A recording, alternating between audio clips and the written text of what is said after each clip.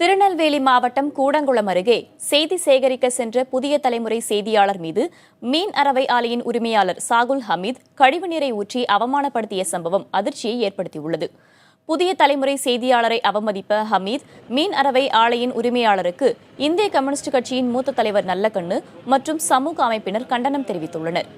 இருக்கன்துறையில் செயல்பட்டு வரும் ஹமீத் மீன் அரவை ஆலையை மூட வலியுறுத்தி உண்ணாவிரத போராட்டம் நடைபெற்ற நிலையில் செய்தி சேகரிக்க சென்ற செய்தியாளர் அவமதிப்புக்கு உள்ளானார்.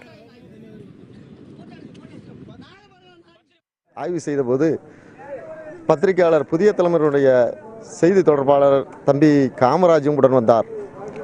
அவர் ஆலையினுடைய முகப்பு பகுதியை பதிவு செய்தபோது, கேமராவில் பதிவு செய்தபோது அங்கிருந்த ஆலை முதலாளி அவர் மீது கழிவு நீரை ஊற்றி அவமானப்படுத்தி விட்டார்.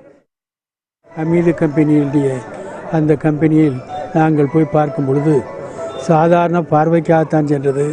அப்பொழுது புதிய தலைமுறையுடைய பத்திரிகையாளர் அந்த காமராஜ் என்பவர் வந்திருந்தார். அவர் மீது கழிவு தண்ணீரை அந்த முதலாளியே முகத்தில் எரிந்ததை நாங்கள் கண்ணால் பார்த்தோம்.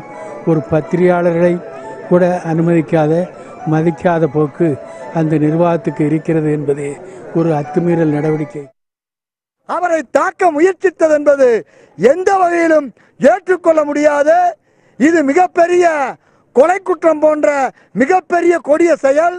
ஒரு மூத்த தலைவரோடு உடன் செல்லக்கூடிய பத்திரிகையாளருக்கே இப்படி ஒரு அச்சுறுத்தல் என்றால், இங்கே இருக்கக்கூடிய எளிய மக்கள், சாதாரண மக்கள் இந்த ஆளை எதிர்த்து எப்படி போராட முடியும்?